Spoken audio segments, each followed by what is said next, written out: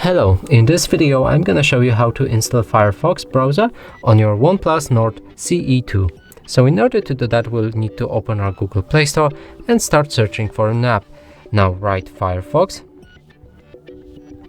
and press on the search button. Then when you see this app, press on the install, and when it's done you can open it and start customizing it. You can change its theme from light or dark, or just set it automatic. You can also pick your toolbar placement from bottom or top. You can change always on privacy settings by standard or strict, and you can also sign up to sync your other Firefox browsers and devices. You should read your privacy, and after all that you can start browsing.